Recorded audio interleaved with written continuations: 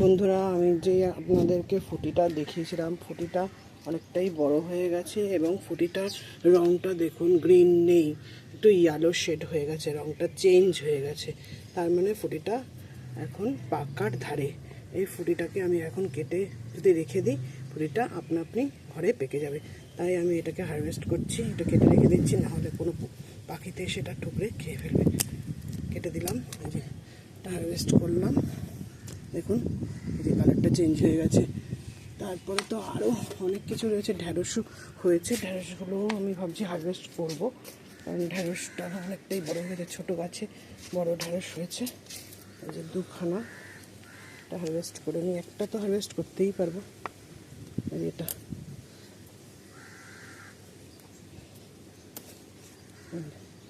Harvest করলাম, এটা থাক, এটা পরের দিন করব। আরেকটা দেখি এখানে এই বড় গাছের ঢ্যাঁড়স হারভেস্ট করতে পারি কি না। বড় গাছে কি হারভেস্ট করার মতো ঢ্যাঁড়স হয়েছে? এই একটা হয়েছে, কিন্তু এটা মনে হচ্ছে আরও 1-2 দিন, যেটা আরও 1-2 দিন পরে তোলা যাবে। আর এখানে কাকড়িটা তো অনেকটাই বড় হয়ে গেছে, এই যে ছোট্ট ছিল, আরেকটা ছোট এখানটায় আছে, এই যে এটা ছোট বেঁকে রয়েছে, এই যে দেখতে পাচ্ছেন তো, এই যে বেঁকে রয়েছে, বেঁকে আছে এই একটা। আর এই যে ধুদুলগুলো বড় হচ্ছে, এই একটা। আর ওইখানে ধুদুল হয়েছে অনেক পেঁপে গাছের মধ্যে, এই যে ধুদুল হয়েছে, এই যে ধুদুল। আর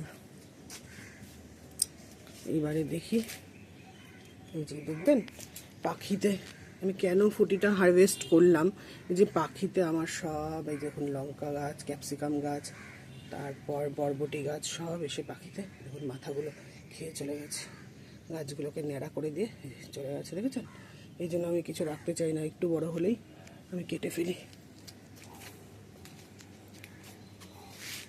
এই যে কুমড়ো গাছটাও ভালো হচ্ছে, কলমি শাক কালকে হারভেস্ট করেছি, লাল শাকও করেছি হারভেস্ট, তাও কিছু লাল শাক আছে এখানে।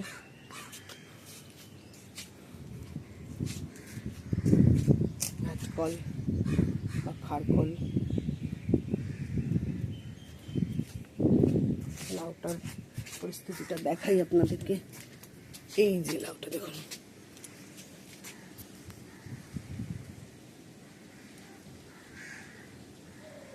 অনেকটাই বড় হয়ে গেছে। এবার এটাকেও হারভেস্ট করতে হবে একদিন। তরমুজ একটা এই পজিশন, আরেকটা দেখাচ্ছি এই পজিশন।